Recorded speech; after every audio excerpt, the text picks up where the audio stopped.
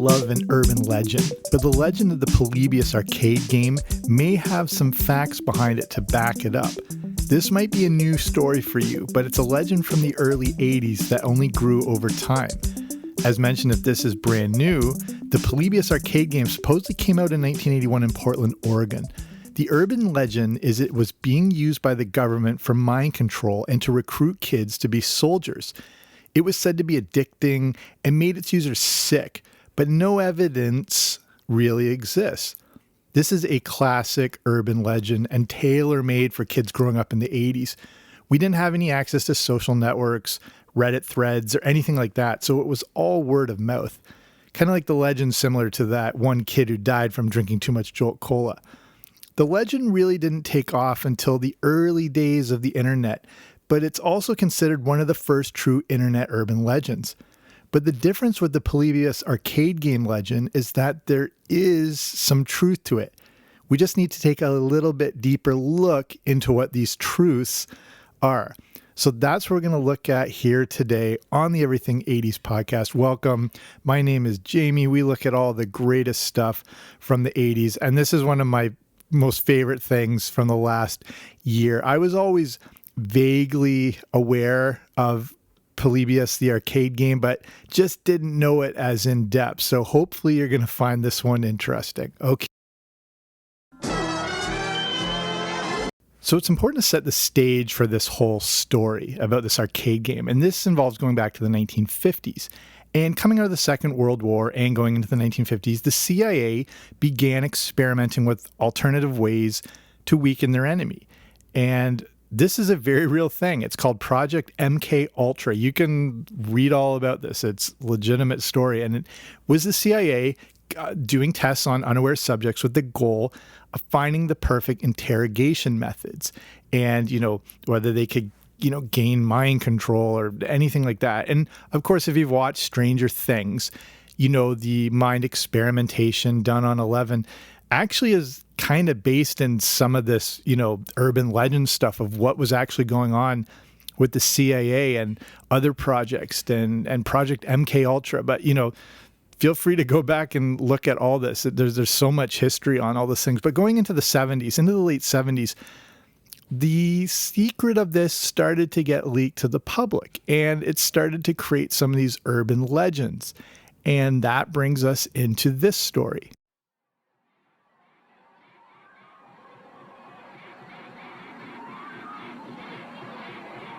So what was Polybius? What was this arcade game?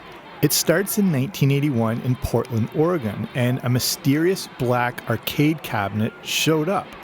But some say they were there as early as 1979. This mysterious game only showed up in Portland and then a few surrounding suburbs. The game was supposedly published and created by a company called Sinus Lotion, which I'm probably butchering.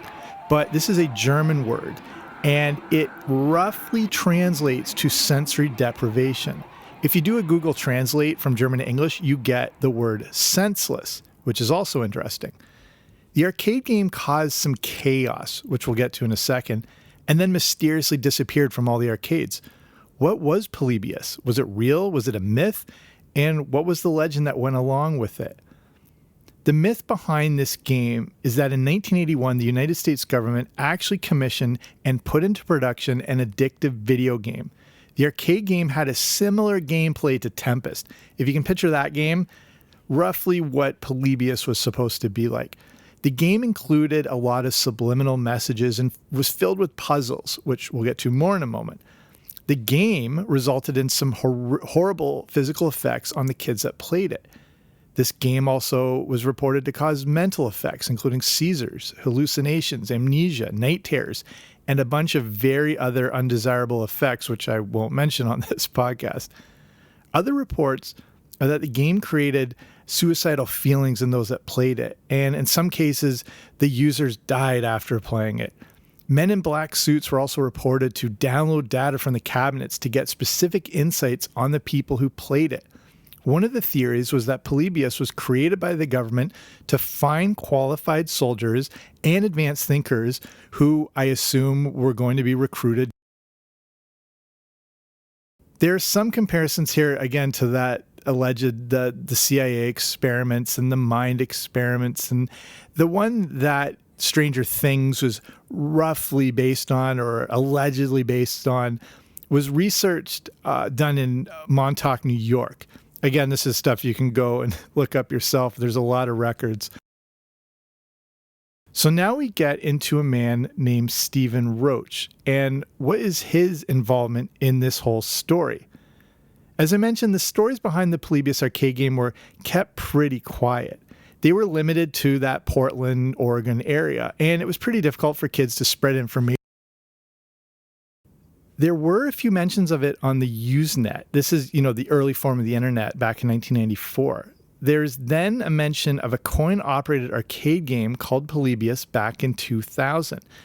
This was on coinop.org, and the creator of the post claims to have had a ROM image of the game and extracted fragments of text from it that showed it to be created in 1981 by that company, Sinislotion. But there's nothing to back this up. The legend of Polybius as we know it seems to date back to 2006, and this is with that man Stephen Roach. He also posted a story on coinop.org. In the post, he said he was the man behind creating the company that made Polybius. He claims that he and his partners were commissioned to create the game by a Southern American company. The game was meant to be addictive, and that's what they created. When one kid suffered an epileptic fit, they freaked out, and that's when the game was pulled from the market. So there are a lot of questions here. Why did this post come out of nowhere 15 years later? Who was Stephen Roach? And if this was true, what was the intent of this Southern company to build an addicting game? Or was Roach and his team used as patsies to create a mind-altering arcade game for the US government and the CIA without them even knowing it? The interesting thing here is that his story backed up what a lot of people in the Portland area experienced in 1981. Kids were getting sick at arcades. Men in black were seen hanging around those arcades, and then it disappeared quickly. Or was he just one of those kids who knew the legend and was bringing it back from the dead? So what's the real story behind this game? There are pictures of Polybius arcade game cabinets, but those are just mock-ups. You can see them all over the internet. And there's no visual proof of the ones from 1981, which is always convenient in these situations. We didn't have digital cameras or cell phones, and, a lot of arcades wouldn't necessarily always let people, record stuff and whatnot. The truth is, kids were getting sick from video games at the time, but these are a few isolated events. One involved a kid who was playing an arcade game for 28 straight hours trying to beat a record on asteroids when he pretty much keeled over from stomach pain. Drinking nothing but Coke for 28 hours will do that to you. There are also no reports about anything to do with the mysterious new arcade game that was reported in the news. Video games were still a relatively new thing, and many were worried about the effect they had on kids. A story like this would have been jumped all over.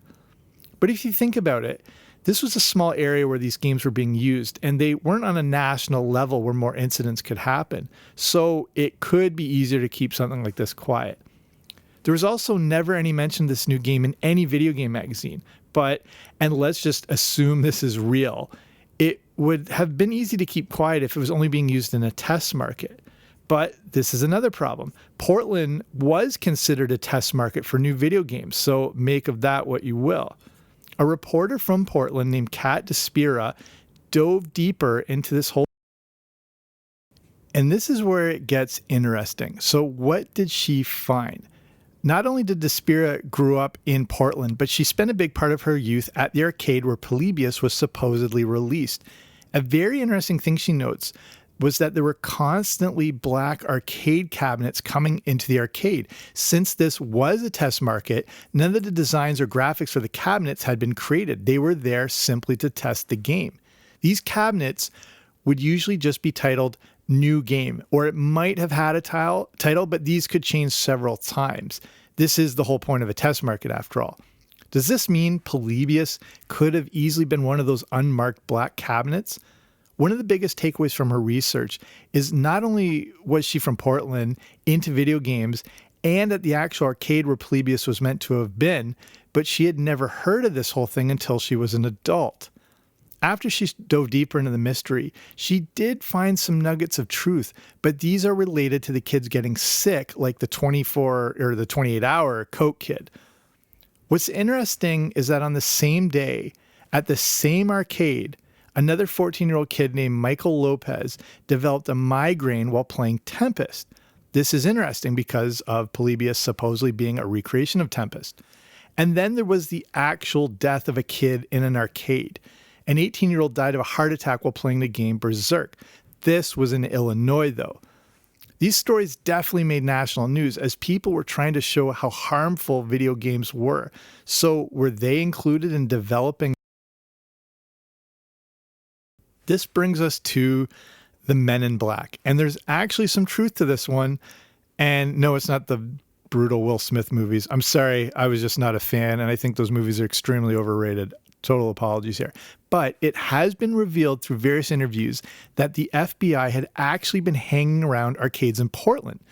It doesn't seem, though, that this was to download data from the cabinets, but there's probably a more logical explanation of this. I'm not sure how old you are, exactly when you grew up. I assume you grew up in the 80s or you really like it. But if you've ever set foot in an arcade in the 80s, you know these places were not exactly family environments.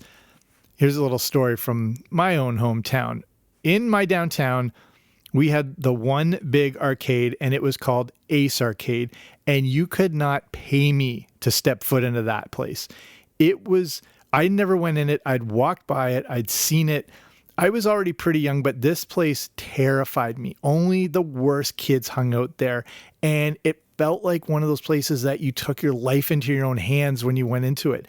It felt like you could see a haze of smoke when you'd walk by, and it was kind of dark, and all you could see were the lights, and it was kids wearing Iron Maiden jackets and ripped jeans with mullets and cross earrings and the whole deal. And for like a little kid, this was horrifying. As much as I wanted to go and play video games, because this was the only main arcade, I would not dare step foot into this place. It freaks me out to this day.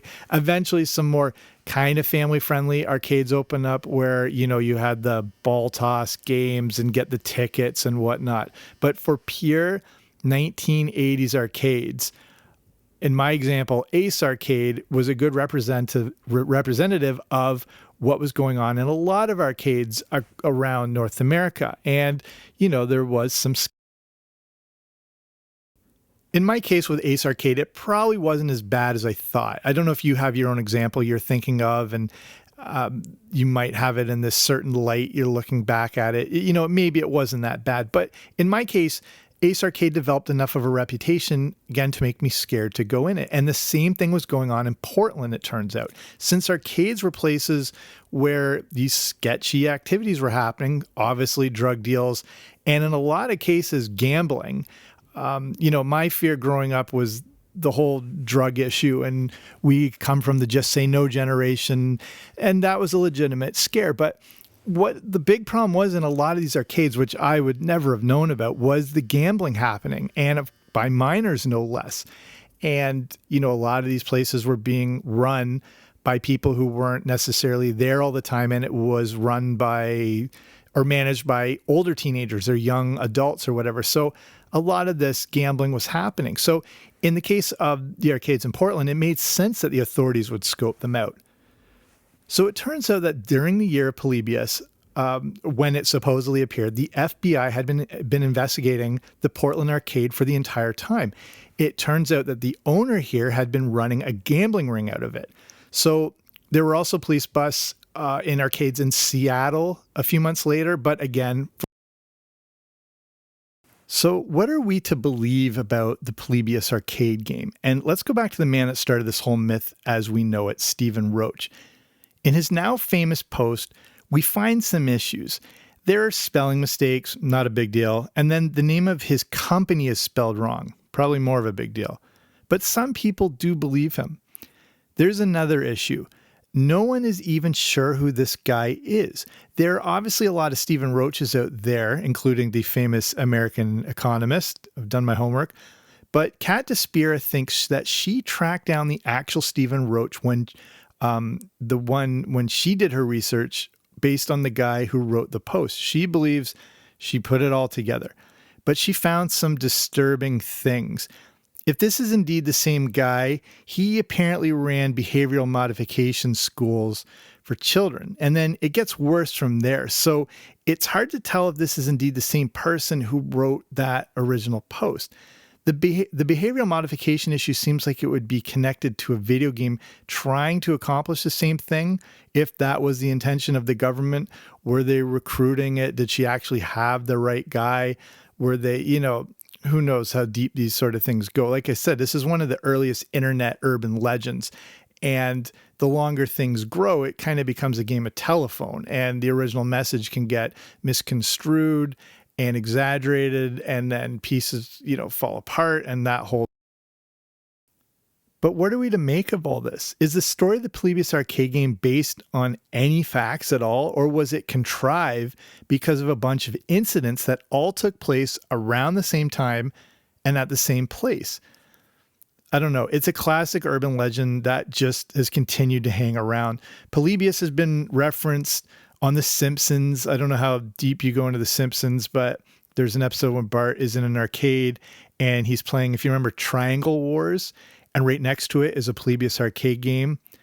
There's the game on the PlayStation Store, if you've seen that. And it was also, if you watch the Loki Marvel series on Disney Plus, when, Loki had been jumping around during the different timelines, and he'd been responsible for a lot of things going up in his sort of, warehouse thing where the different Loki variants were, and there was a throne.